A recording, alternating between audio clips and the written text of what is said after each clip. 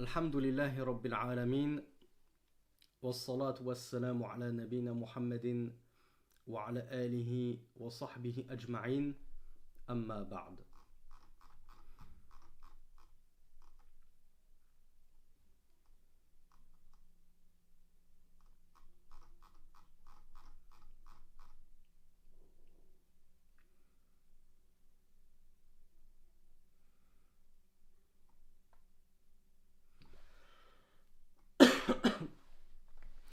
Alors, comme on me demande toujours, c'est quoi le livre, c'est quoi le livre, c'est quoi le livre. Le livre, en fait, moi, pour les plus malins d'entre vous, vous aurez remarqué que c'est un livre qui contient 6 épîtres, ou même 8 épîtres du Cheikh Mohammed ibn Abdel Wahhab, qui ont toutes été commentées et annotées par le Cheikh Salih Al-Fawzan, Hafizahullah. Et donc les épîtres, elles sont Al-Usul As-Sitta, que nous avons étudié, mais pas avec le commentaire de Cheikh Salih Al-Fawzan. Il y a Nawaqidul Islam qu'on fera, Inch'Allah, en temps venu. Il y a Sittatu Mawadi' min as-Sira qu'on va faire présentement, Inch'Allah. Il y a Tafsiru Kalimatit Tawhid, l'explication de la parole d'unicité que nous avons fait avec l'explication de Cheikh Salih Al-Fawzan et qui est disponible sur YouTube. Il y a Ma'na Tarut qu'on a fait également. Quel est le sens de At-Tarut? Il y a Al-Qawa'id Al-Arba'a que nous avons fait, les 4 règles, mais avec l'explication de Cheikh Abdurrazaq Al-Badr. C'était d'ailleurs, si je me souviens bien, notre tout premier séminaire. C'était la toute première série de cours qu'on faisait en direct. Je me suis lancé là-dessus, je crois. Il y a Ba'du Fawaid Surat al-Fatiha, quelques fawaid, quelques perles précieuses tirées de l'enseignement de Surat al-Fatiha que nous avons fait, mais pas en direct. Ça, je l'avais réservé à la maison. Et il y a le Jami' li'ibadatillahi wahda, une épître qui regroupe l'explication de ce que c'est que al-ibada, l'adoration d'Allah subhanahu wa ta'ala, que nous avons fait également sous forme de série en direct. Donc vous voyez, là, il ne me reste pas grand-chose, walhamdulillah, pour terminer ce livre très bénéfique qui tourne et gravite autour du tawhid et qui a été annoté par Cheikh Salih Al-Fawzan, hafizahullah. Donc nous, ce qui va nous intéresser dans cette série de cours, c'est 6 points cruciaux sur la biographie du prophète sallallahu alayhi wa sallam, et qui donc gravitent et tournent autour du tawhid. Donc le Cheikh Mohammed ibn Abdel Wahhab, rahimahullah, nous dit ta'ammal rahimakallah. Donc médite, qu'Allah te fasse miséricorde. On a vu que le Cheikh, il était toujours très doux, toujours enclin à souhaiter la guider pour ses élèves et ceux à qui il propose la da'wa, contrairement à ceux qui disent que notre da'wa, elle est réfractaire, elle repousse les gens. Eh bien, le Cheikh nous dit ta'ammal rahimakallah, qu'Allah te fasse miséricorde, médite. Sittata mawadi' min as-sira, médite sur 6 points cruciaux de la biographie du prophète. As-sira, ça veut dire la voie sur laquelle je chemine. Asiru alayha, je chemine sur cette voie-là. Eh ben, c'est quoi ma voie? Ben, c'est ma vie. Quelle est la voie sur laquelle j'ai cheminé toute ma vie? C'est ma vie.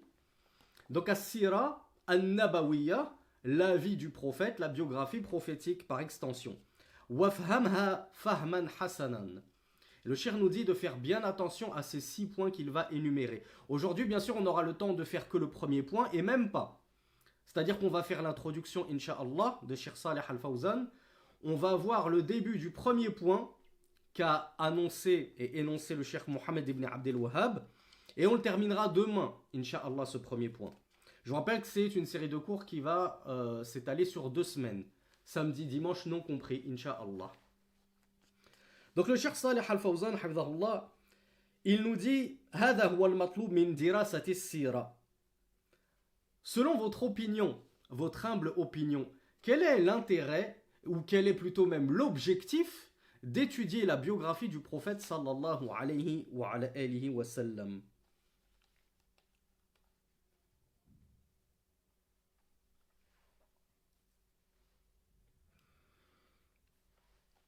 Alors oui, on dit de s'en inspirer, appliquer sa vie nous-mêmes dans notre vie. Regardez ce qu'il nous dit, le Cheikh Salih Al-Fawzan. Et peut-être que vous allez reconnaître certains de vos comparses, certains de vos camarades, de vos compatriotes, de vos co-religionnaires, qui n'ont pas été touchés par la grâce d'Allah comme vous avez été touchés. Walhamdulillahi alladhi hadana li hadha wa ma kunna linahtadiya lawla an hadana Allah. Le cheikh nous dit فلندرس سيرته من أجل أن نقتدي به في ذلك. Étudions donc la biographie du prophète sallallahu alayhi wa sallam afin de prendre exemple sur lui. وهذا هو المطلوب من دراسة السيرة والتفقه فيه. C'est ça qui est demandé, c'est ça l'objectif, c'est ça le dessein qui se cache derrière l'étude de la biographie du prophète sallallahu alayhi wa sallam. Est-ce que d'autres personnes pourraient avoir un autre dessein que cela? Est-ce que des gens étudient parfois pour autre chose que cela, sans forcément que ce soit une bonne chose? Bakary qui me dit pour adorer le prophète, peut-être, mais sans aller forcément plus aussi loin que Bakary. Merdi qui nous dit pour vendre des cours. Merdi, il attaque fort là. Direct, il se lance dans les clashs. Ne m'attire pas de soucis, hein, Merdi. Oui, je sais que tu me vises pas moi, encore heureux. Non, regardez ce que nous dit Cheikh Fawzan. Hamidahullah. Il nous dit ليس المقصود أن السيرة تقرأ في مناسبة مبتدعة مثل مناسبة المولد. L'objectif de la sira, d'étudier la biographie du prophète sallallahu alayhi wa sallam, ce n'est pas de l'étudier à des occasions particulières et innovées, ou des occasions particulièrement innovées. Comme quoi? Comme quelle occasion par exemple? Comme le Maoulid, comme le pseudo-anniversaire, comme la pseudo-célébration de l'anniversaire de la naissance du prophète sallallahu alayhi wa sallam, sachant que les savants ne sont même pas unanimes sur sa date de naissance, jusque même son année de naissance, son mois de naissance. On n'a qu'une seule certitude, c'est qu'il est né un lundi, et ça s'arrête là. Ensuite, il y en a qui disent le 8 de Rabi' al-Awwal, il y en a qui disent le 12, il y en a qui disent pendant Ramadan. Donc comment fêter un anniversaire dont déjà de base on ne connaît même pas la date exacte de façon péremptoire? C'est pas une date arrêtée où tous les savants sont d'accord là-dessus. Donc il y en a qui ne se rappellent du prophète sallallahu alayhi wa sallam que le jour du Maoulid. Ah, c'est le 12 Rabi' al-Awwal, allez venez, on va se lire la petite biographie du prophète sallallahu alayhi wa sallam. Et tout le reste de l'année, il est où le prophète dans ta vie sallallahu alayhi wa sallam?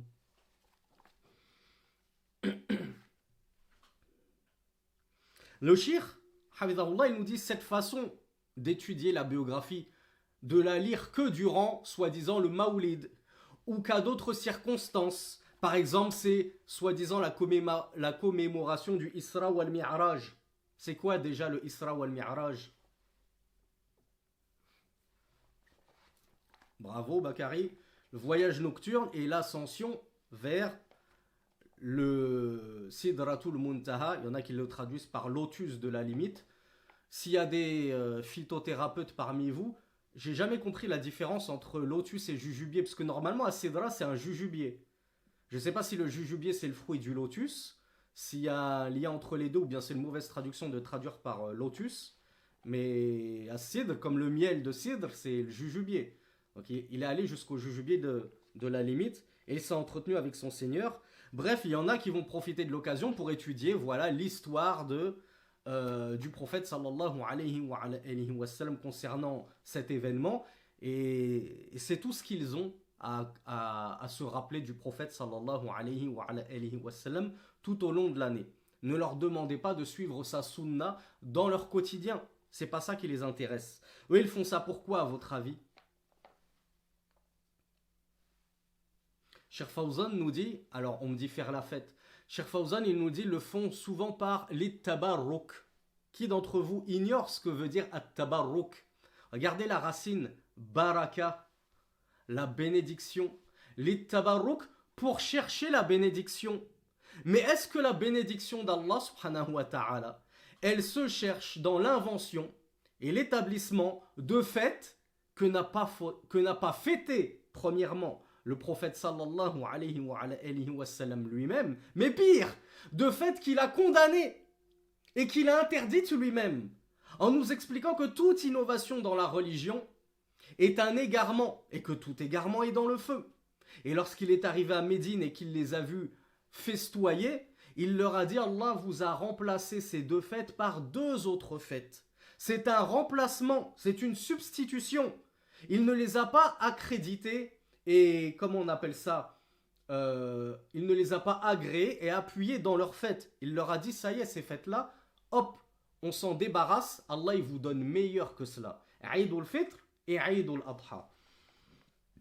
Donc, n'y a-t-il pas plus sot que celui qui pense chercher la bénédiction d'Allah dans l'interdiction de son prophète, et donc dans le courroux d'Allah subhanahu wa ta'ala et son désagrément, parce qu'Allah n'agrée pas ses festivités. Il pense se rapprocher de lui, il pense honorer le prophète sallallahu alayhi wa sallam en lisant sa biographie, alors qu'en fait ils ne font que s'éloigner d'Allah en s'éloignant de la sunna et en désobéissant à son prophète sallallahu alayhi wa sallam. Voilà pourquoi le Cheikh Salih Al-Fawzan nous dit: La tusminu min ju'. C'est cette lecture de la biographie en ces circonstances particulières. Je ne l'aurais pas lu un jour avant, je ne l'aurais pas lu un jour après. Je l'ai étudié juste ce jour-là pour la baraka. Il nous dit ça ne remplit pas le ventre de l'affamé. C'est pas ça qui va te remplir de hasanat. Cheikh Fawzan nous dit: à quoi bon lire un instant la biographie, puis refermer tout le reste de l'année le livre et ne plus parler du messager d'Allah sallallahu alayhi wa sallam. Hada la yanfa' wa la yufid. Cela n'a aucune utilité, nous rappelle le cheikh. Ce n'est pas profitable. Ce qui nous est profitable, c'est de vivre au quotidien et de respirer et que notre cœur batte chaque seconde bil kitabi was sunnah, bittiba'il kitabi was sunnah. Que notre cœur vive et que notre vie soit guidée par le suivi du Coran et de la Sunna. Donc le cheikh nous rappelle que l'étude de la Sira, il est important de l'étudier en tout temps, tout le temps, de toujours fréquemment. Regardez, peut-être que les plus fidèles d'entre vous, qui connaissaient mes cours mieux que moi-même, parce que moi je finis par m'en mêler les pinceaux, mais quelle est la dernière fois qu'on a parlé de la biographie du prophète sallallahu alayhi wa sallam? Ben, sans vérification, moi je sais que déjà ça doit faire moins d'un an. On n'attend pas à chaque fois: ah ça y est, c'est le 24 décembre, ben tiens on va parler du prophète parce que ça fait un an qu'on n'a pas parlé de lui. Dhun-Nurayn nous dit qu'on en est à la troisième.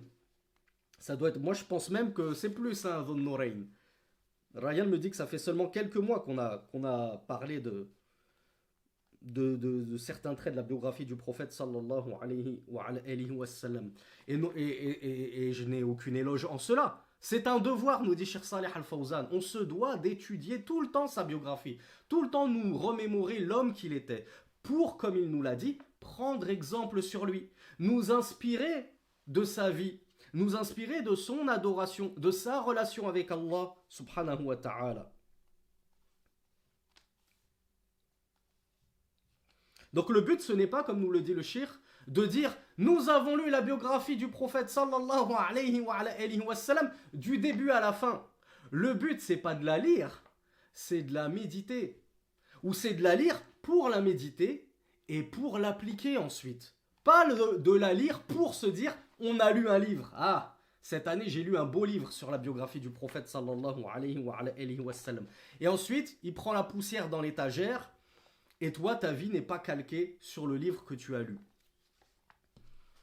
Alors, une personne qui me dit: on l'a étudié à partir du 13 novembre 2023, précisément, la biographie. La première fois, oui, peut-être. En direct, sûrement, parce que j'avais déjà donné des cours à la maison bien avant cette année-là, hein, sur la biographie du prophète, sallallahu alayhi wa sallam. Donc il est indispensable, nous dit le cheikh hafidhahullah, d'imiter le prophète sallallahu alayhi wa sallam dans ses actes et dans ses paroles.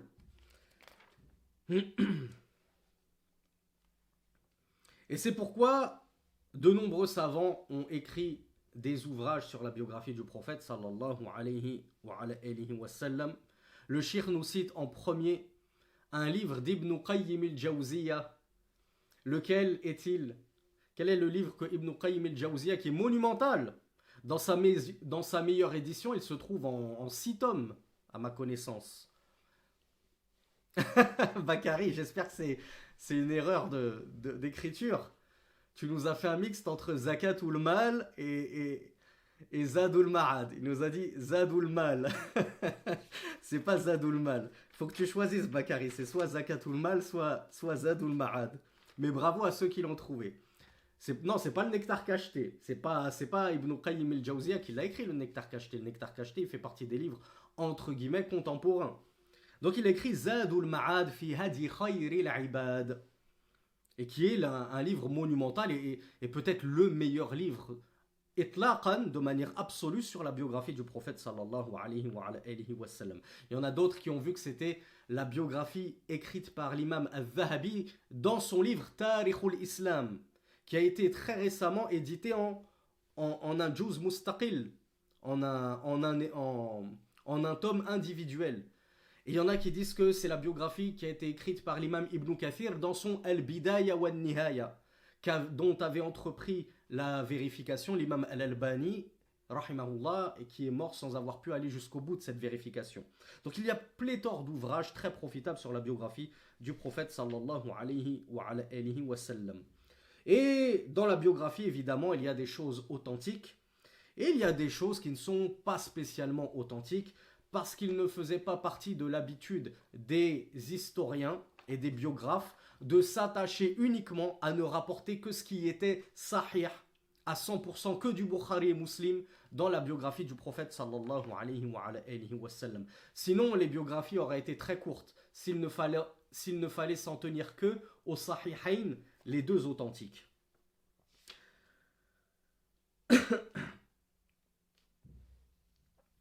À tel point que certains ont réussi à, en plus de nous rapporter des récits faibles, à nous rapporter des récits mensongers, jusqu'à nous rapporter certaines fables teintées de shirkiyat, teintées de polythéisme, qu'ils ont réussi à incorporer dans la biographie du prophète sallallahu alayhi wa sallam pour fourvoyer la communauté du prophète sallallahu alayhi wa sallam. Et j'ai un frère que j'aime beaucoup sur Facebook, et je vous recommande de le suivre. Il s'appelle Fulan ibn Fulan. Et c'est un frère que je connais de très longue date. Et il fait partie de ces modestes frères totalement inconnus. C'est pas un prédicateur, il n'a pas étudié dans des universités. Et pourtant, il fait partie de ces quelques frères qui, dans l'ombre et l'anonymat, font un travail bien plus remarquable que certains prédicateurs de l'égarement. Et donc, Fulan ibn Fulan, il nous a posté sur Facebook une vidéo des Naqshbandi. C'est une secte soufie où le gourou soufi, qu'est-ce qu'il racontait déjà? Leur gourou, il avait prétendu que le prophète sallallahu alayhi wa sallam... Ah, j'ai un trou, je vais regarder parce que c'était dingue ce qui nous a sorti. Maintenant, si quelqu'un voit de quoi je parle, qu'il me fasse gagner du temps.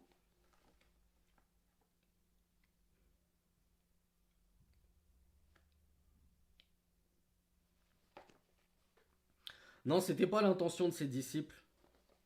C'était... Bon, on coupera au montage, hein, vous avez l'habitude. Vous avez la joie du direct et ses inconvénients. Oh là là. Alors, qu'est-ce qu'il nous a raconté? Les aliens et les extraterrestres. Il a dit, parmi ces absurdités les plus grotesques, il a donc le gourou soufi, il a osé prétendre que le prophète sallallahu alayhi wa sallam aurait envoyé Ali ibn Abi Talib radiyallahu anhu dans l'espace. Attendez, ne détachez pas votre ceinture tout de suite. On commence seulement à s'amuser. Il a envoyé Ali dans l'espace pour combattre des aliens dont il aurait exterminé les 2 tiers avec son épée légendaire. Voilà ce qui est propagé dans les assises de science sur la biographie du prophète sallallahu alayhi wa sallam chez les gens de l'ignorance et de l'égarement. Donc voilà pourquoi le Cheikh Fawzan, hafizahullah, il nous rappelle qu'il faut faire attention.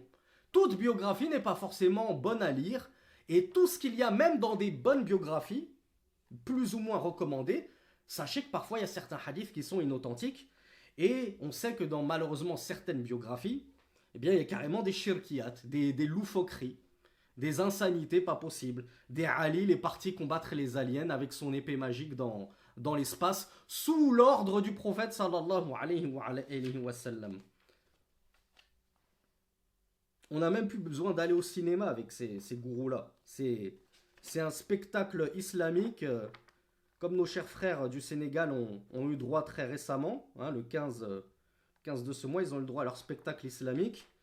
Ben, chez les soufis, c'est toutes les semaines les spectacles islamiques.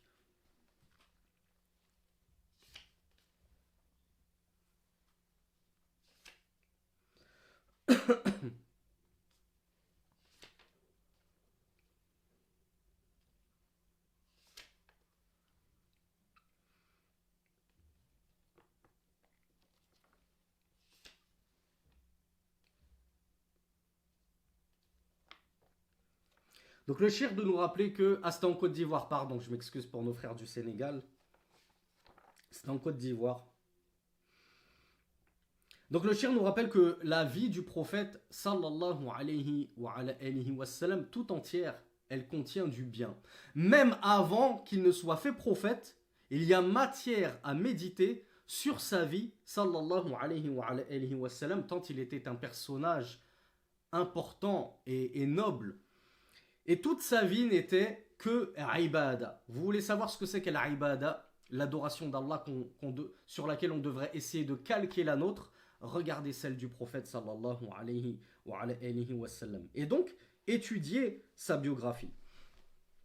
Donc, le cheikh Mohammed ibn Abdel Wahhab nous dit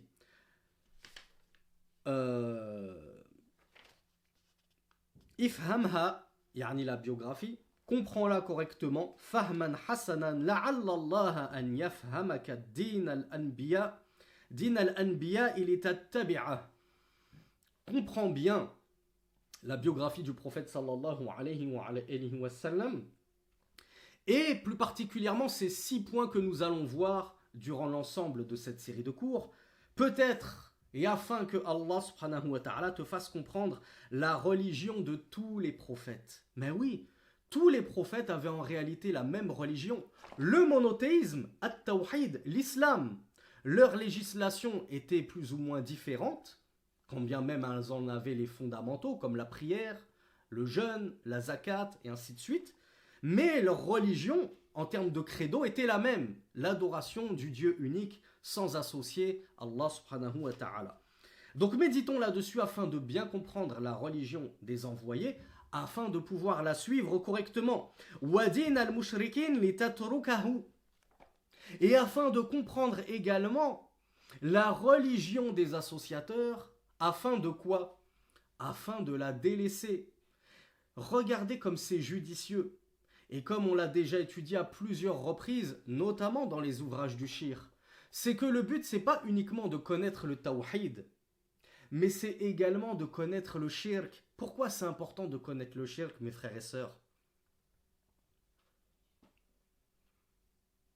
Bah oui, pour s'en préserver, pour l'éviter. Cheikh Saleh Al-Fawzan, il nous a fait un beau parallèle avec une route pavée de trous, pavée de nivelations, de trous, etc., de dangers, d'obstacles. Bien, le shir nous dit, si toi, en amont, tu n'étudies pas le trajet, tu n'étudies pas la route que tu vas emprunter, eh bien, immanquablement, tu risques de tomber dans un trou, tu risques de tomber dans un dénivelé, tu risques de crever, et ainsi de suite. Donc, tu ne pourras pas éviter les obstacles de la route si tu n'as pas étudié le chemin. Mais si tu en amont, tu as étudié le chemin, tu sauras que à tel niveau de la route, il y a un nid de poule. Faudra que je fasse attention, que je roule doucement pour pouvoir l'éviter. Eh bien, c'est pareil pour notre religion et pour le monothéisme. J'étudie le monothéisme, c'est bien, mais le fait que j'ai étudié le monothéisme, ça ne me garantit pas, si je l'ai étudié de manière trop superficielle, avec justement des imams pour qui le tawhid n'est que superficiel, et c'est seulement à vos parents de vous enseigner ça, moi j'ai pas le temps, hein, c'est pas mon boulot de vous apprendre le tawhid. Eh bien, si je n'étudie pas l'exact opposé du tawhid qui est le shirk, il se peut que je tombe dans des actes de shirk. Parce que chez moi, j'ai une main de Fatma, par exemple, accrochée au mur. Et pour moi, je disais qu'il n'y avait d'autre Dieu qu'Allah, c'est-à-dire c'est le seul créateur, ben voilà. Il est où le problème, cette main de Fatma? J'ai jamais dit que c'était ma créatrice, qu'elle m'avait créé moi. Donc je suis pas tombé dans le shirk. Ben, c'est ce que tu penses, parce que tu ne sais toujours pas ce que c'est que le shirk, en réalité. Donc voilà pourquoi, lorsqu'on étudie le tawhid, le monothéisme, la religion, le credo, le dogme, il est également important d'étudier son exact opposé. C'est par leurs opposés que les choses s'éclaircissent. C'est en te disant que le blanc c'est l'opposé du noir ou que le jour c'est l'opposé de la nuit que tu vas savoir ce que c'est que la nuit. Si je te dis en arabe al-layl et que tu sais pas ce que signifie al-layl, ou plutôt le contraire, je te dis an-nahar, et tu me dis je sais pas ce que ça veut dire an-nahar, j'ai pas étudié ça. Je te dis aksul layl, c'est le contraire de al-layl. Mais toi tu dis ah oui, layl, je sais. Ma propre sœur elle s'appelle Leila, je sais que ça veut dire la nuit. Eh ben maintenant je sais que nahar, si c'est le contraire de layl, ça veut dire que c'est le contraire de la nuit. Eh ben j'ai appris juste grâce à l'opposé que an-nahar ça signifiait le jour. Eh bien, en étudiant le shirk, le polythéisme, afin déjà de m'en prémunir, j'en connaîtrai aussi davantage sur le monothéisme. Et je renforcerai mes connaissances sur le credo authentique de l'islam.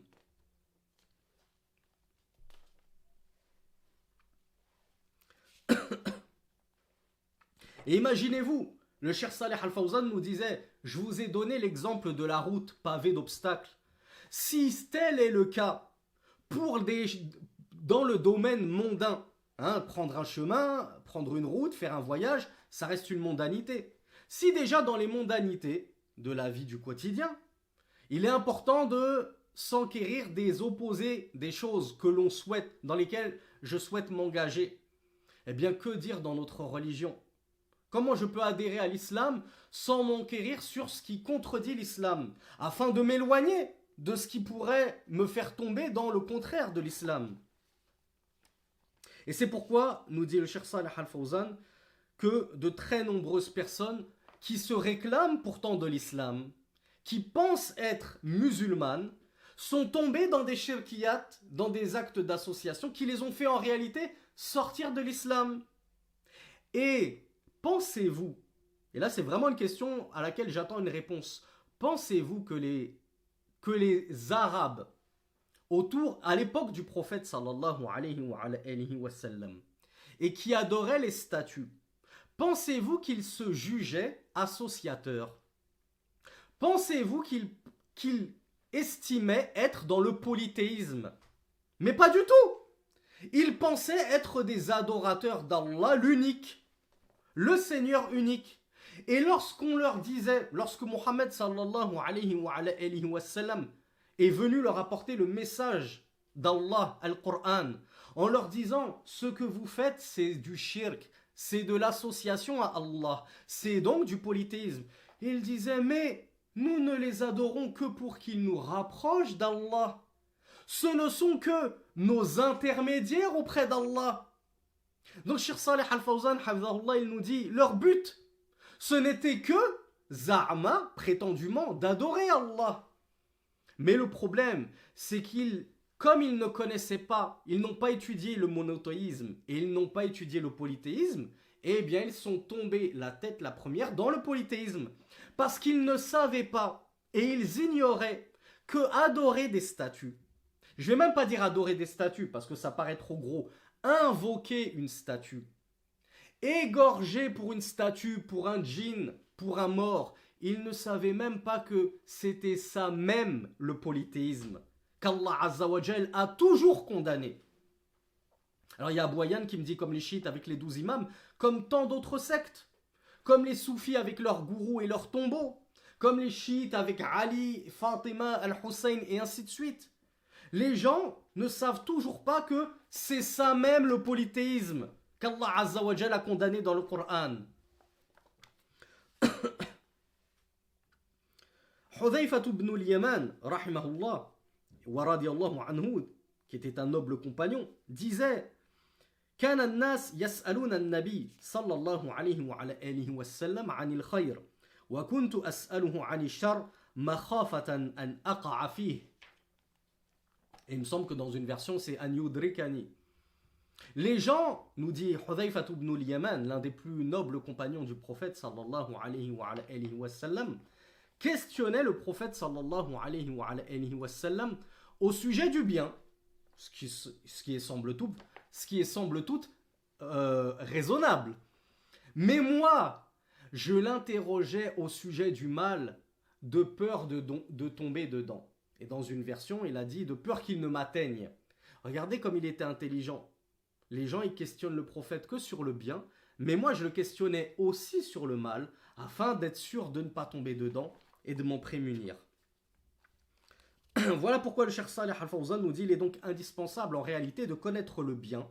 C'est une noble chose, une très bonne chose, mais il faut également connaître le mal pour ne pas tomber dedans. C'est bien de connaître la médicamentation ou le traitement adéquat à telle maladie. Mais si cette maladie elle-même, je ne l'étudie pas, comment je peux m'en préserver et m'en prémunir? Comment je peux m'éloigner des causes de cette maladie? Ah oui, je sais qu'en cas de gastro, il faut prendre par exemple du miel. Mais si je n'ai pas étudié ce qui provoque une gastro, comment je vais l'éviter? N'est-il pas préférable d'éviter la maladie dès le départ, plutôt que d'avoir à se traiter et se soigner après coup? Mieux vaut prévenir que guérir, comme on le dit si bien.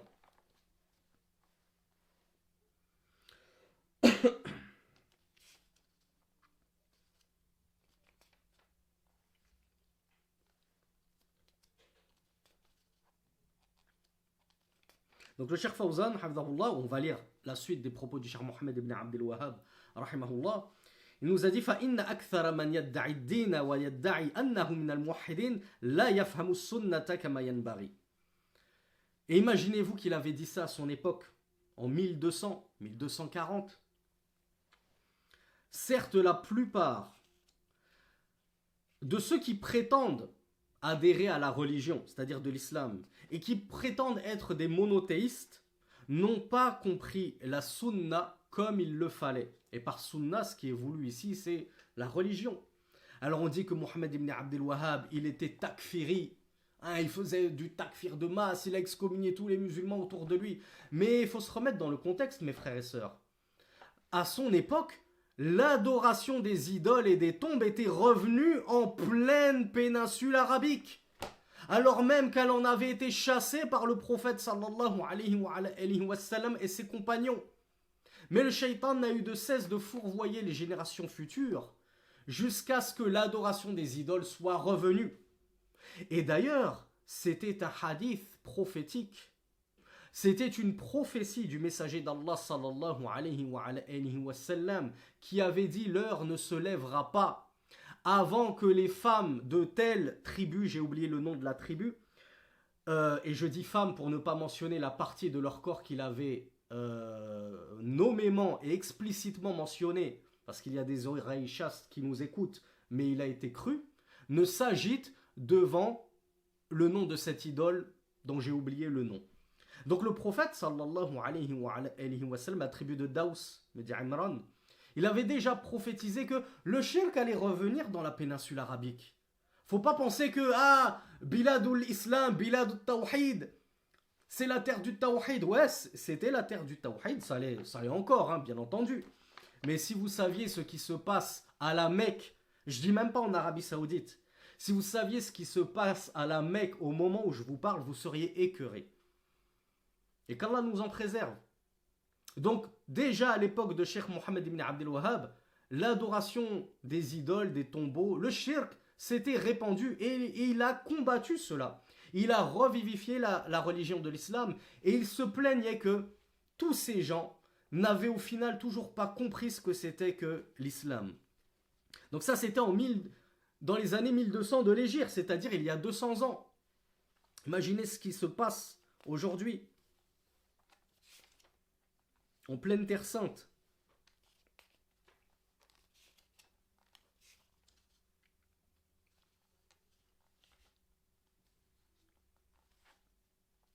Donc le Cheikh Saleh Al-Fawzan de commenter que les associateurs pensent se rapprocher d'Allah subhanahu wa ta'ala en commettant du shirk et en pensant que c'est un bien. En commettant du shirk, c'est-à-dire en invoquant des soi-disant saints, des soi-disant awliya, des soi-disant intercesseurs, shufa'a et ainsi de suite, ils pensent que c'est un bien de les invoquer, de faire appel à eux, alors que c'est du shirk. Et donc ils adorent Allah en pratiquant l'exact opposé de ce qu'a ordonné Allah, savoir l'exact opposé du tawhid qui est le shirk, l'association. Et eux ils pensent reposer sur un bien, parce qu'ils n'ont pas étudié ce que c'était que le shirk. La ya'rifuna shirk, fasaru yataqarrabuna bihi ila Allah. Et puisqu'ils n'ont pas appris ce que c'était que le shirk, et qu'ils n'ont toujours pas compris ce que c'était que l'association, eh bien, ils ont fini par se rapprocher d'Allah et adorer Allah par le biais de cette association. Ils immolaient pour des awliya et des salihin, des vertueux. Ils recherchaient la bénédiction, at-tabarruk, auprès de leurs tombeaux. Ils cherchaient l'aide et le secours, yastarithuna bihim. Ils cherchaient leur aide et leur secours directement, au lieu de chercher l'aide et le secours d'Allah subhanahu wa ta'ala. Et il disait nahnu na'lamu annahum laysa lahum min al-amri shay. Mais nous savons que ils n'ont aucune part dans l'affaire. On sait que c'est pas eux qui contrôlent le monde. On sait que c'est pas eux qui ont créé le soleil et la lune. Donc wa annahum la yanfa'una wa la yadurrun. Et on sait que ces gens qu'on invoque, pour lesquels on égorge et on immole, ils ne profitent et ils ne nuisent pas en eux-mêmes et pour nous. Walakin hum salihun nuridu minhum an yatawassatu lana 'inda Allah. Mais ce sont des pieux, ce sont des vertueux par lesquels nous espérons qu'ils nous rapprochent d'Allah. Eh bien, cette formule-là n'est-elle pas exactement le shirk qu'a condamné Allah Azza wa Jal dans le Coran à je ne sais combien de reprises? Et ce shirk-là, le fait de dire mais on sait que ce ne sont pas des divinités qui contrôlent le monde. C'est juste que, en les invoquant, ils vont nous faire, comme on appelle ça en anglais, glow up. Ils vont nous faire obtenir une promotion auprès d'Allah. On va s'élever auprès d'Allah. Mais c'est exactement ce que continuent de dire jusqu'à aujourd'hui certains polythéistes qui se réclament de l'islam.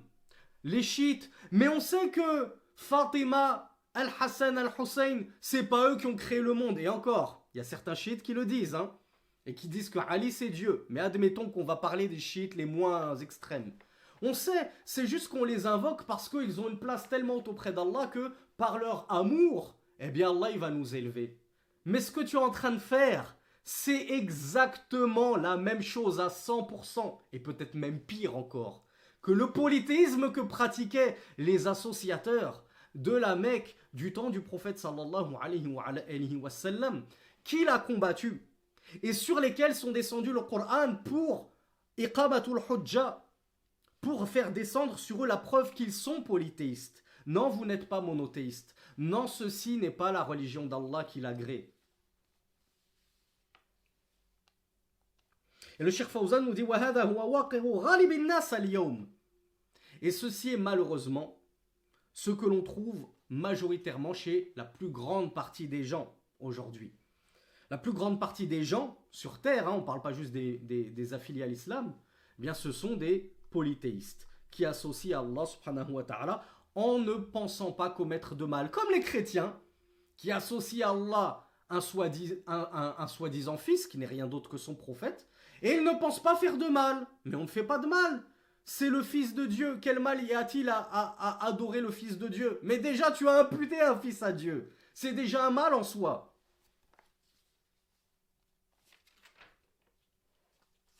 Alors, fin de l'introduction, walhamdulillahi rabbil alamin. Nous avons 20 minutes, parce que je suis venu en retard de 10 minutes, pour esquisser le premier point. Le premier point, eh bien, on va commencer par le commencement. C'est quoi le commencement de l'islam par rapport au prophète Mohammed sallallahu alayhi wa sallam? Quel événement majeur? Bravo, al-wahy, la révélation. Quel événement majeur de la révélation? Comment a-t-elle débuté? Qu'est-ce qui s'est passé? Bravo à Boyan. Alors non Adam, c'est pas la pierre qui parle. Ça c'était des signes qui laissaient à présager que cet homme-là, ce jeune enfant, allait être quelqu'un de grand, allait être un prophète. Alors je vois que vous connaissez tous cette histoire. Le Cheikh Mohammed ibn Abdel Wahhab rahimahullah nous dit Al-Mawdi'ul Awwal. Le premier passage, on a dit on a 6 points de la biographie à étudier. Le premier point à étudier, Qissatu Nuzul al-Wahy.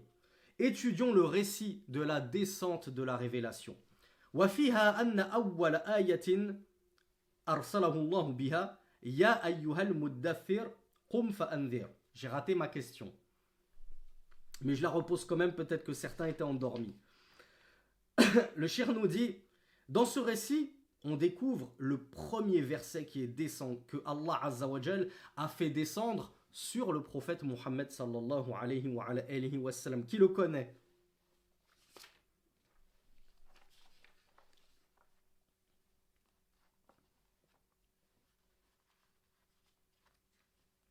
Alors on va pas dire je me suis trompé parce que le shir il parlait pas de ça. Le shir il a parlé de al-irsal, c'est-à-dire on va rester fidèle aux propos du shir, mais vous allez voir que le shir Fawzan il va extrapoler, hafidhahullah. Quel est le premier verset? Alors du coup c'est une bonne chose que je me sois un peu emmêlé les pinceaux. Quel est le premier verset par lequel il a été fait messager? Et je pense que maintenant vous connaissez tous la différence entre un prophète et un messager. Le messager il doit faire at-tablir, il doit transmettre la révélation qui lui a été révélée.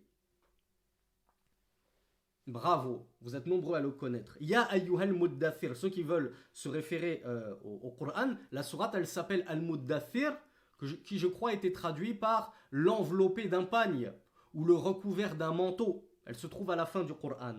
Ben, lisez du verset 1 au verset 7. Ô toi l'enveloppé d'un manteau, Qum, lève-toi, fa'anvir, et avertis. À votre avis, Allah Azza wa Jal, quel est cet ordre qu'il lui a donné? Quelle est cette chose dont il devait avertir sa communauté?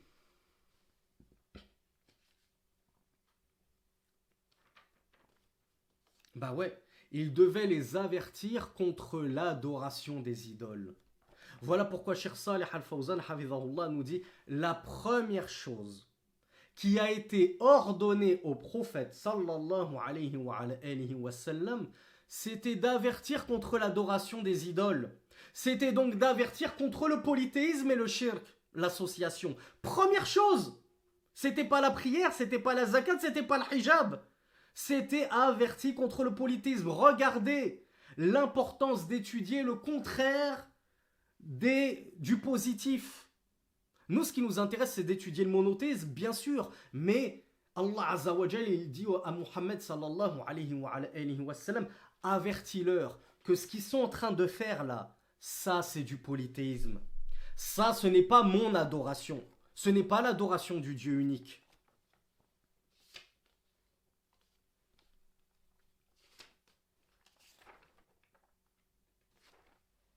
Cheikh Salih Al-Fawzan, et c'est là qu'il va donc développer, on s'arrête là sur les propos du Cheikh Mohammed ibn Abdel Wahhab, rahimahullah, on verra la suite demain.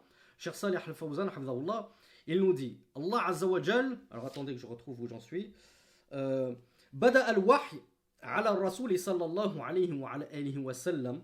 Donc la révélation a commencé avec le prophète sallallahu alayhi wa sallam. Wa kana qabla al-ba'thati mukhalifan lima alayhi al-mushrikun. Alors, déjà, revenons aux prémices, avant qu'il ne reçoive la révélation. De quelle religion était le prophète sallallahu alayhi wa sallam? Est-ce qu'il avait un culte? Est-ce qu'il croyait en Dieu? Est-ce qu'il était juif, chrétien? Eh bien, il a toujours été sur le monothéisme de son père Abraham, son ancêtre Ibrahim, qu'on appelle Al-Hanafiya ou Al-Hanifiyya. la religion du monothéisme exclusif. Du coup, le prophète sallallahu alayhi wa sallam a été préservé depuis tout petit d'adorer les idoles. Il n'a jamais adoré autre qu'Allah subhanahu wa ta'ala depuis, comme on dit, depuis comment on appelle ça déjà, la finesse. Vous savez, les ongles des nouveau-nés, ils sont tout, comment on appelle ça déjà, ils sont tout fragiles. Ils peuvent se tordre facilement. Donc depuis tout petit, sa plus tendre enfance, il n'a jamais adoré les idoles. Il a toujours été contre la pratique de son peuple. Lam ya'budil asnam, nous dit le Cheikh Fawzan, il n'a jamais adoré d'idole. Wa kana mukhalifan lima alayhi qawmuhu. Il contredisait et il divergeait d'avec son peuple sur leurs rites, sur leur culte païen associateur. Fakana yadhabu ila ghari. Alors je n'en dis pas trop en arabe. Qu'est-ce qu'il faisait alors pour fuir son peuple et leur association et leur célébration païenne et associatrice? Bravo. Il allait se recueillir dans la grotte de Hira. Donc le cheikh nous dit la grotte de Hira, elle est sur une montagne. Donc il allait se recueillir dans une grotte, en haut d'une montagne, et c'est ce qu'on appelle la grotte de Hira. Cette grotte-là, elle faisait face à Al-Kaaba. Le prophète sallallahu alayhi wa sallam voyait la Kaaba. Et les polythéistes savaient que celui qui avait édifié la Kaaba, c'était le prophète Ibrahim, alayhi salatu wassalam, avec son fils Ismaïl, le père des néo-arabes. فَكَانَ يَجْلِسُ فِيهِ الْأَيَّامُ وَالْأَشْهُرُ يَعْبُدُ اللَّهِ. Et alors le prophète sallallahu alayhi wa sallam, lorsqu'il partait s'exiler dans cette grotte de Hira, il y restait plusieurs jours, parfois des mois. Qu'est-ce qu'il faisait dedans? Il s'isolait des gens.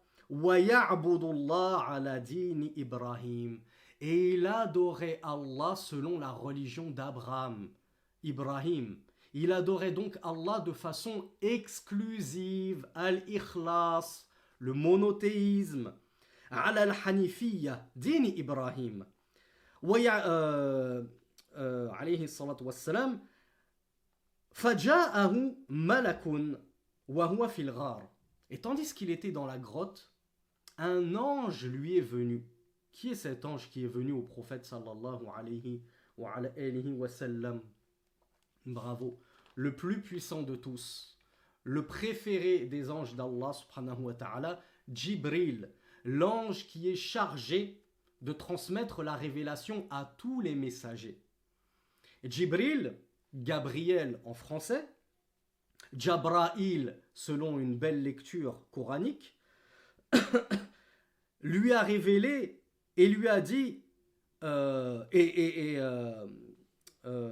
Jibril lui a dit, faqala lahu iqra. Jibril, qu'est-ce qu'il a dit au prophète du coup? Il lui a dit iqra. Qu'est-ce que ça signifie iqra? On dit lis. Mais on peut aussi le traduire par récite. C'est-à-dire, récite après moi. Parce qu'il n'y avait pas de livre là. Tu veux que je lise quoi? Tu m'as pas apporté de livre. Donc, iqra, yani, lis dans le sens récite. Alors, qu'est-ce qu'il a répondu le prophète sallallahu alayhi wa sallam? Est-ce qu'il avait des livres chez lui, le prophète sallallahu alayhi wa sallam? Mais il ne savait même pas lire. Il était analphabète. Il était le plus éloquent de tous les Arabes, mais il n'en demeurait pas moins analphabète. Il était incapable de lire et d'écrire. Et ça, c'est une qualité comme on l'a vu.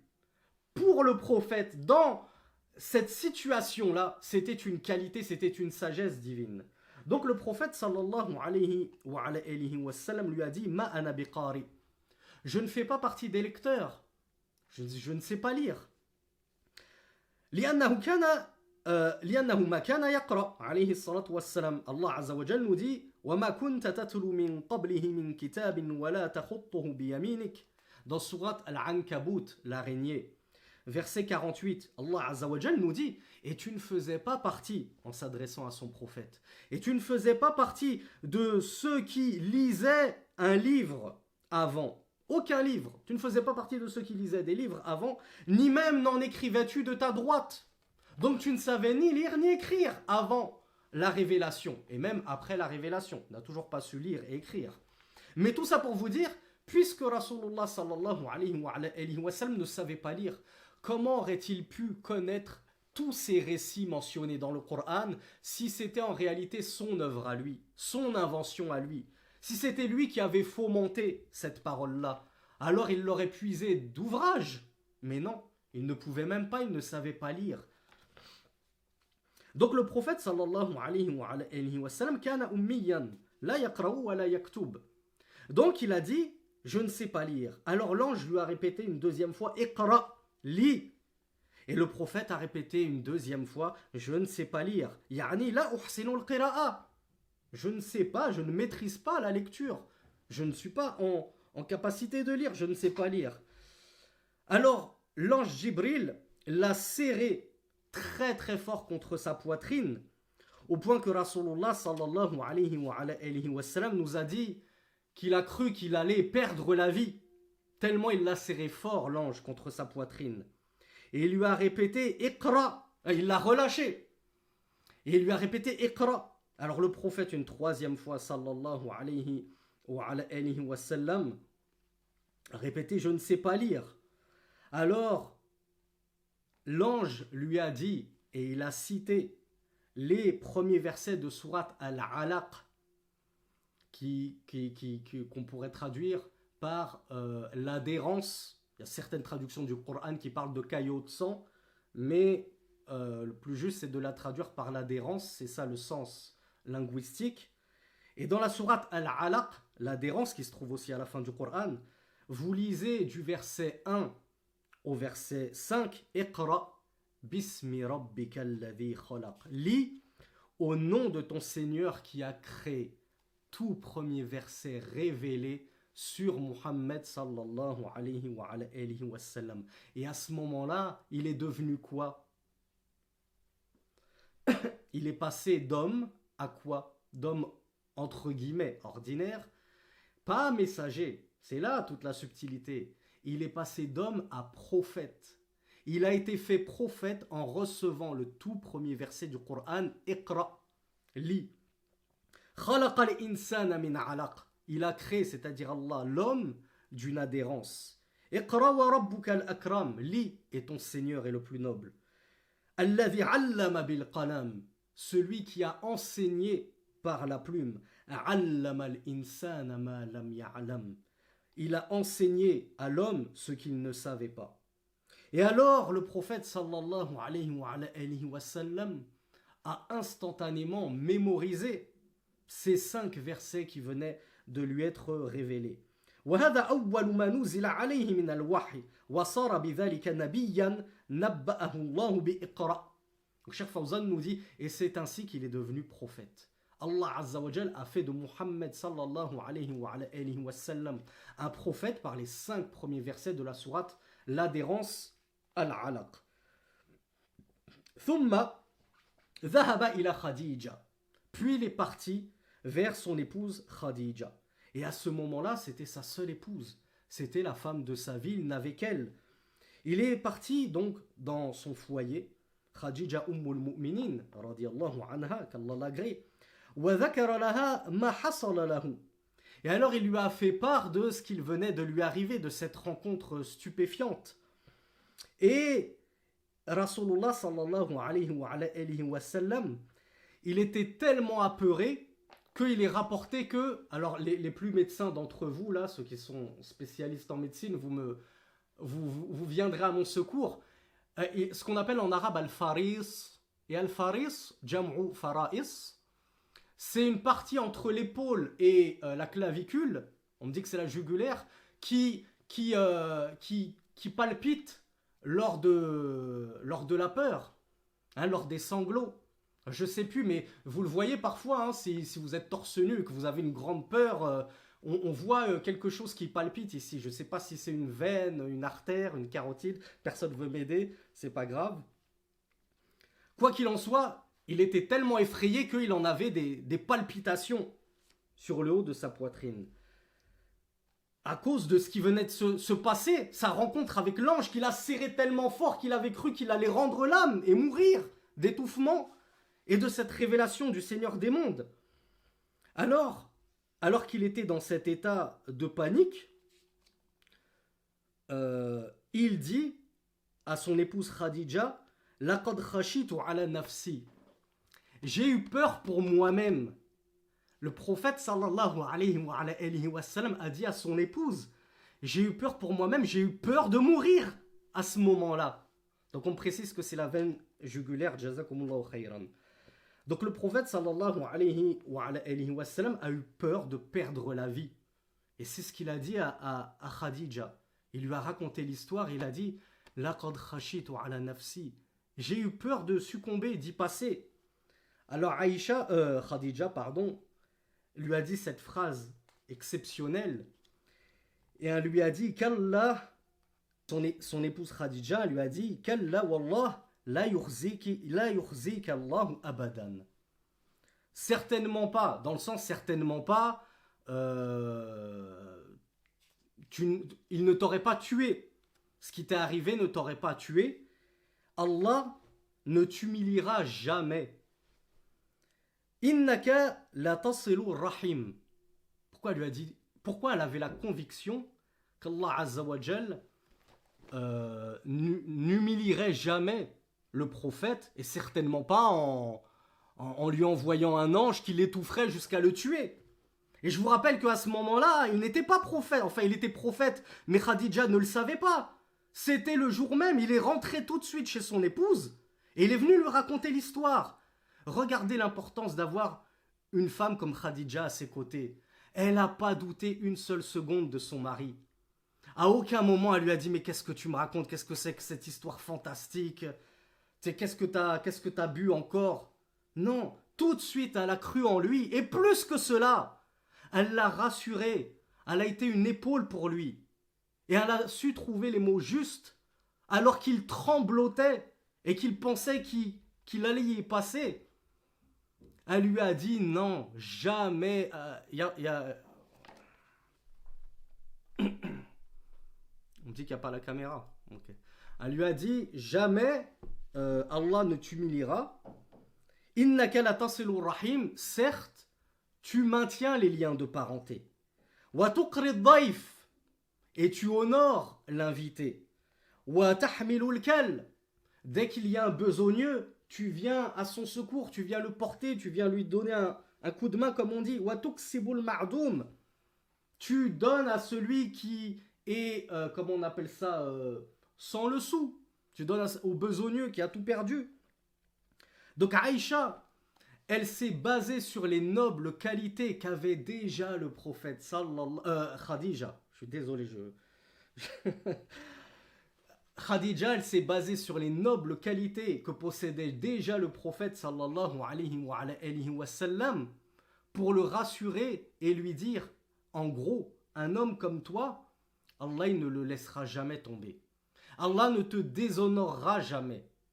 Et donc elle a eu la certitude que ce qui était arrivé au prophète sallallahu alayhi wa sallam était la vérité et qu'il n'avait donc pas menti. Et ce à quoi il avait assisté comme révélation était la révélation du Seigneur des mondes.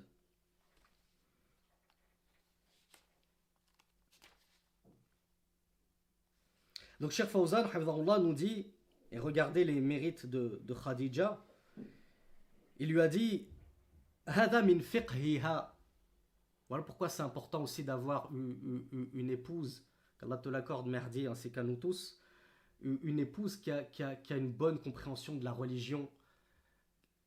Parmi son fiqh, sa bonne compréhension, elle a tout de suite su démêler le vrai du faux, et elle a tout de suite su se dire mon mari, c'est un bon mari, il est comme ci, il est comme cela, Allah ne l'abandonnera pas. Allah n'est point tel à abandonner ses serviteurs vertueux. Donc ce qu'il me rapporte, c'est la vérité, j'y crois instantanément, je ne doute à aucun moment. Et donc, elle a été la première personne. Il n'y avait pas Abu Bakr, il n'y avait pas Ali ibn Abi Talib, la toute première personne qui a été là pour le messager d'Allah, sallallahu alayhi wa sallam, c'était son épouse Khadija. Et voilà pourquoi tout le monde, on le dit tous, même les kuffars le disent, derrière tout grand homme, il y a toujours une grande femme qui se cache dans l'ombre. Et voilà pourquoi le prophète sallallahu alayhi wa sallam avait été abattu lors de ce qu'on appelle Aam al-Huzn, l'année de la tristesse, où il avait non seulement perdu son épouse Khadija, l'amour de sa vie, tellement c'était l'amour de sa vie qu'il n'avait jamais pu se remarier lorsqu'il était avec elle. Il n'est devenu polygame qu'après sa perte, parce qu'elle était tout pour lui. Et il a perdu également son oncle Abu Talib. Mais on ne va pas trop loin dans la biographie.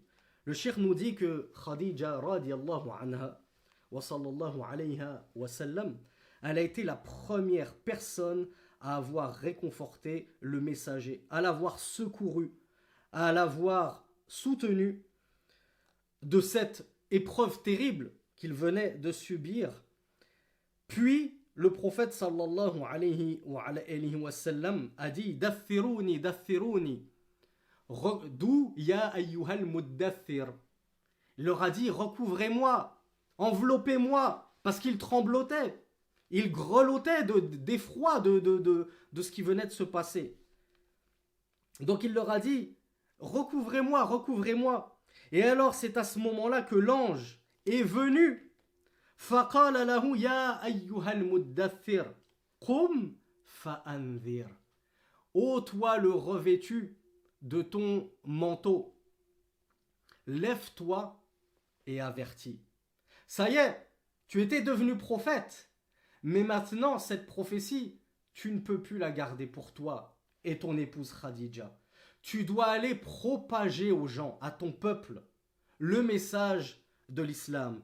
Et donc, en recevant ces nouveaux versets, Ya ayyuhal muddathir, qum fa'andir, que vous trouverez au tout début de la sourate Al-Muddathir, l'enveloppé d'un manteau, eh bien, il a été fait donc messager.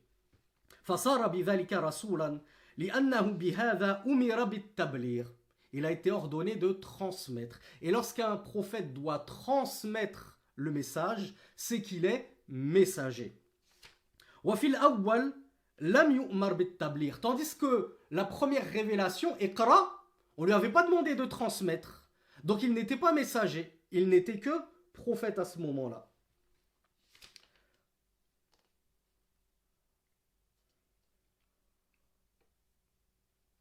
Et ce qui nous intéresse, c'est que, donc je vous lis les versets en entier, le verset 1 à 5 de la sourate Al-Muddathir, Allah Azza wa Jal lui a révélé Ya ayyuhal muddathir, ô toi l'enveloppé d'un manteau.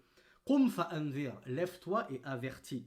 Wa thiyabaka fatahhir, et ton vêtement purifie. Et les savants l'ont interprété comme la purification en réalité de ton cœur et de ta croyance et de ton culte.